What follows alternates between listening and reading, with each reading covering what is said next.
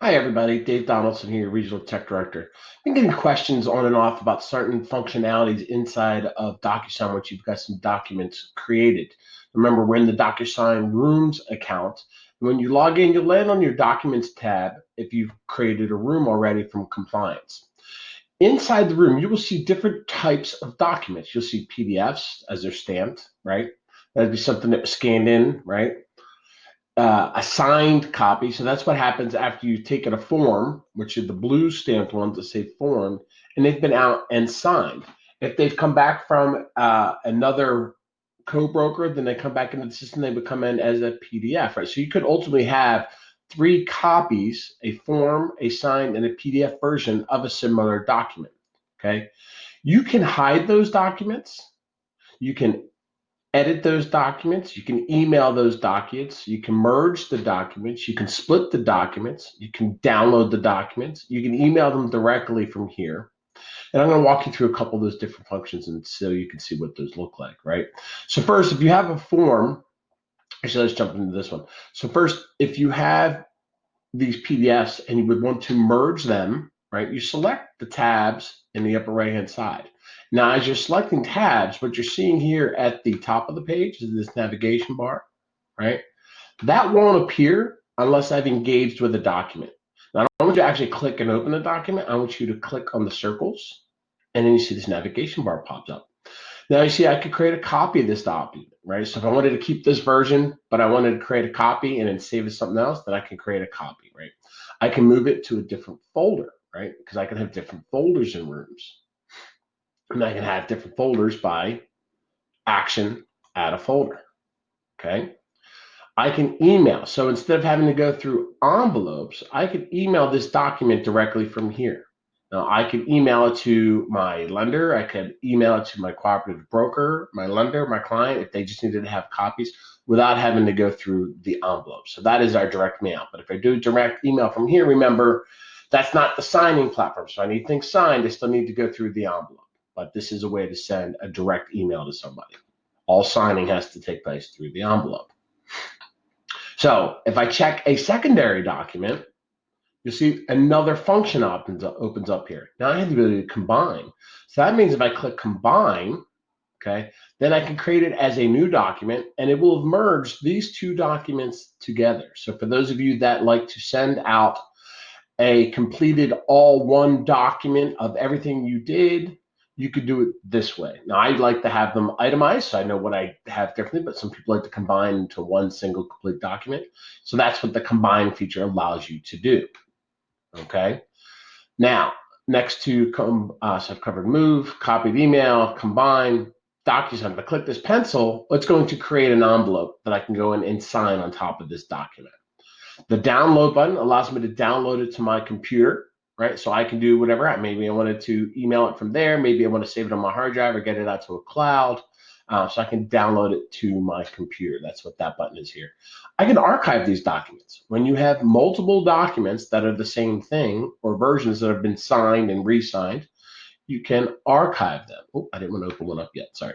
I can archive them. So that works similarly. So then when I have documents that are archived, I can either see all archived, all documents, or just active. So archive makes them disappear from view if I'm just looking at active documents, okay? And if I need to unarchive something, I can do that as well because I may have accidentally sent something to blind view or realized I need to go back and get access to a different document. Now, also, you will have, so here's an example for something I might want to archive. So as you get signatures, you can have it set to send you certification notifications that says, hey, this is stamped and this is when it would sign. So I might want to archive those, right? I don't want to archive everything. So be careful of what you're archiving. Archive, there we go. You'll see that those are now disappeared from view and they're just in the archive folder, all right? I'm jumping around too much. All right. So now something else I'm going to point out. Let me go in there yet. The forms. So a lot of times we get questions about, hey, I need another addendum or I need to write a new offer, and it's for the same client, right? So if I need to edit a document, I chose the wrong document to work with, explicit right to represent form, and it's the same client, I have to use the form over and over and over again. Now, once it's signed, it becomes a green stamped PDF version, right? So this is exclusive right to represent, so maybe for example, because you've only used this once with a client, right? But if this was an addendum, I could use the addendum over and over. I would erase it and type my new addendum, right? In Virginia, DC, you have up to 4, I think.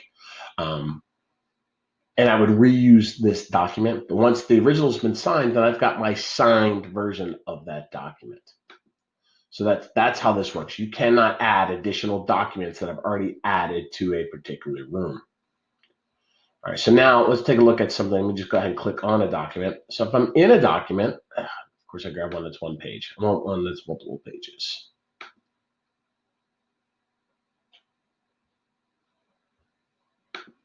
And what I don't like is that it doesn't tell me how many pages on the home page. So I kind of have to guess. Some of these have been edited out. I just buy a broker sign, so this should have multiple pages here. I know that I'm working with a client. Here you go, so it's 5 pages. So if I click and open a document, and remember, I have to edit in the envelope, right? So I'm not editing here, but I do have some additional functions when I click inside and open up the document here. So I've got this documents action button here. So here I can edit. Now, when I click edit, there's only certain things I can do, right? It doesn't give you the ability to kind of strike through and do all those other things that we could do on a different document, right? So this is just a matter of some small functionality that I don't even ever use. And you see that down here at the bottom, that I could select all, I could cycle back, and I could delete a page. And it's what you're doing out of here. It's basically removing something. So I don't use that edit function from within that purview. I use everything under the envelope, so I'm going to edit. So I could rename it if I wanted to. What I do utilize a lot is I'll split the document. So inside the split the document, you can rename it. And now let's pretend I know what this is. This is a 5-page buyer broker representation. Let's pretend it was an offer that had multiple pages in it. Maybe the first page was the EMD, right? And I would say that was page 1. And then let's pretend, add another document, because I'm splitting this multiple times.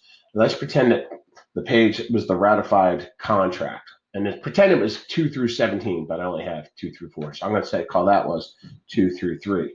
You see that grabs those 2. Add a document 4. Maybe this is going to be the tax records. We'll call that page 4. And then page 5 might be the plot. Okay, 5. And once I split these out, I'm going to have 5 separate documents. I'm not going to save this, but I'm going to have 5 separate documents inside the contract. Now I can also split them out of order, right? So sometimes when we get documents from a cooperative broker, they're split out of order. So maybe 2 and 5 need to go together. I go 2, 5, and this should actually be number 3. So I can split out of order and rename them that way too. So I think that's just some good things to know of what functionality is there. I'm going to X out of that. Okay, I'm going to go back into that document and click on, and you'll see a couple of other things here. The ability to email is built in here, move, copy, right? Just like it was above at the higher level. Fax is there if does you need to fax a document. I could go to the envelope and Docusign. I could archive it. But here's something that a lot of people don't realize is underneath here. Is the ability to print your documents. So you can print them, but you have to open them first. It's not actually on the main screen by selecting a document. I can't print it. I have to be in it to print it. I understand it would be nice maybe if it was at the higher level, but right now this is where it's at.